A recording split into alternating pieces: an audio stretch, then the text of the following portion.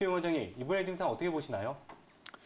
일단은 감기가 한 달 넘게 오래 간다. 그러면은 감기라고 생각하지 말고 기본적으로 폐렴을 포함한 다른 질환이 있는지 여부를 확인하는 게 어떻게 보면 가장 중요합니다.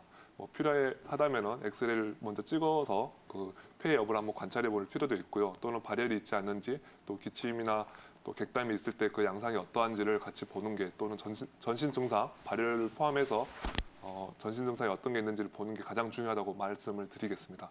또 이분이 말씀하신 것 중에 인후통 얘기를 하는데요. 주로 이렇게 침을 이렇게 꿀꺽 삼킬 때 목이 아프다. 대부분 감기 초기 증상이 많이 나타나거든요. 그렇죠. 근데 이런 경우는 사실 기관지까지 가지 않고요. 그냥 인두나 후두 쪽에 문제가 있어도 이런 증상들이 나타날 수가 있어요. 그래서 나 감기 오려는 조짐인가 보다 이렇게 생각하시고 일찌감치 약을 사드시는 분들도 많이 있고요. 근데 이런 경우에 그냥 뭉뚱그려서 뭐 인후두의 통증, 그래서 뭐 인두통, 후두통 이렇게 합쳐가지고 말을 하는데, 기본적으로 이 목의 구조를 그 일반인들도 좀 알고 있을 필요가 있는데요. 기본적으로 기도가 식도보다 앞에 있습니다. 목에 구멍이 2개가 있어요. 근데 기도 뒤쪽에 이제 식도가 있고요. 이 식도의 위쪽 부분을 우리가 인두라고 표현을 합니다. 입을 했을 때 목젖 뒤쪽에 편도와 목젖 사이에 보이는 부분들이 이제 인두인데요. 인두가 코 쪽에 있는 거를 비인두, 그다음에 목 뒤쪽에 있는 거를 이제 구인두 이렇게 표현을 많이 하게 되는데, 코에서 뭐 이렇게 후비루로 넘어오고 하는 거는 주로 비인두염이라고 해서 좀 축농증이나 뭐 비염이나 이런 거에 이제 뭉뚱그려서 표현하는 경우가 많고요. 구인두 부분에 염증이나 부종, 대표적으로 이제 편도가 부어 있거나 이런 경우도 이제 편도와 함께 그 인두 부분이 문제가 있는 거를 우리가 볼 수 있는 전형적인 이제 인두염이라고 하겠습니다. 이제 그런 경우는 침을 삼킬 때 목이 아픈 거를 이제 주요한 증상으로 호소를 하게 되죠. 그래서 지금 시청자분도 그런 증상들이 기본적으로 내가 감기가 걸렸다. 그럼 어떤 분들은 뭐 코로 훌쩍이는 분들이 있고요. 어떤 분들은 뭐 몸살기를 먼저 호소하시는 분들이 있고요. 어떤 분들은 목부터 불편하신 분들이 있어요. 지금 시청자분 같은 경우는 감기에 걸렸다 하면은 일단 목부터 불편하신 분 같습니다. 네, 한의학적으로는 이 만성기관지염 치료 목적을 어디에 두고 접근을 하게 될까요?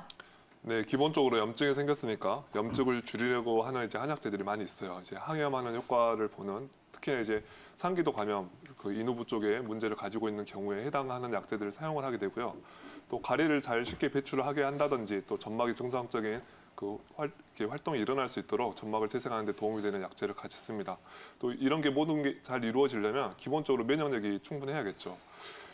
기본적으로 면역력과 관련해서는 우리가 병을 볼 때, 특히 한의학에서는 이 사람이 어떤 병에 걸렸느냐만큼이나 어떤 사람이 이 병에 걸렸느냐를 아주 중요하게 관찰을 합니다. 그래서 이 사람이 갖고 있는 면역력의 형태나 갖고 있는 체질의 형태나 어떤 데 취약한지를 찾아가지고 뭐 장부의 허실이나 어떤 균형을 바로잡아 주는데 초점을 맞춰가지고 약을 쓰게 됩니다. 그래서 한약재를 쓰게 되면 뭐 시오, 황금, 현계, 방풍, 영구, 뭐 좋은 한약재는 대단히 많고, 다들 이제 그 소염, 항염하는 그 효과를 가지고 있는 약재들인데, 기본적으로 이 한의원에 오셔가지고 그 보험 한약 종류에도 여러 가지 제형으로 뭐 가루나 뭐 산재 형태로 되어 있는 것도 있고요, 정제로 되어 있는 것도 있고, 요즘에는 뭐 무슨 뭐 짜먹는 형태로도 많이 이렇게 선전을 하던데, 이런 형태로도 이미 그 의료기관에 다 들어와서 건강보험 혜택을 받고 그 처방이 되고 있으니까, 이런 약재들을 그 활용을 하시면 그 훨씬 도움을 받을 수가 있을 겁니다.